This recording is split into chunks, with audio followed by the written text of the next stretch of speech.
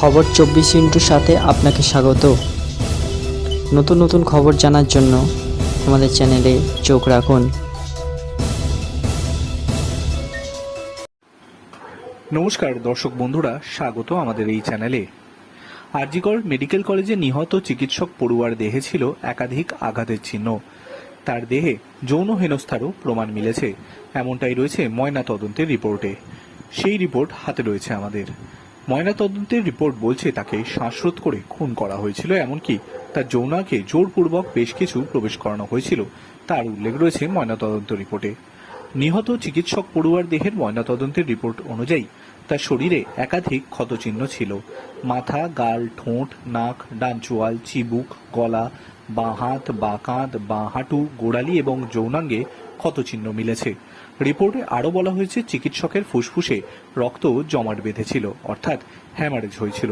শরীরে আরও কিছু অংশেও জমাট বেঁধেছিল রক্ত।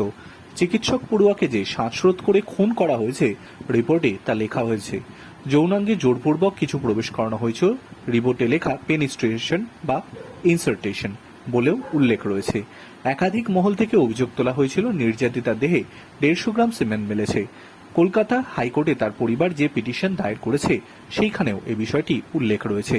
তবে ময়নাতদন্তের রিপোর্টে সিমেন্ট সংক্রান্ত কোনো উল্লেখ নেই।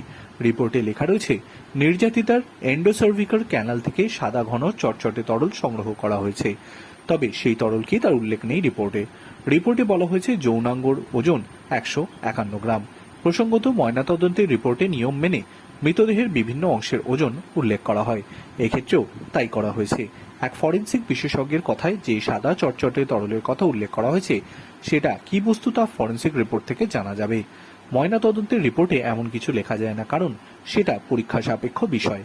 বিভিন্ন মহল থেকে নির্যাতিতার শরীরে একাধিক হাড় ভাঙার যেসব কথা উল্লেখ আসছিল, ময়নাতদন্তের রিপোর্টে তেমন হাড় ভাঙার কোনো উল্লেখ নেই। গত 9 আগস্ট সকাল আর.জি. করে হাসপাতালে জরুরি বিভাগের 4 তলার সেমিনার হলে চিকিৎসকের দেহ মিলেছিল। অভিযোগ, ধর্ষণ করে খুন করা হয়েছে তাকে। এই ঘটনায় একজনকে গ্রেফতার করেছে পুলিশ, যিনি পেশায় ছিলেন সিভিক ভলেন্টিয়ার। হাইকোর্টের নির্দেশে ঘটনার তদন্ত করছে সিবিআই। ধৃতকে হেফাজতে নিয়েছেন তারা। Bureau report.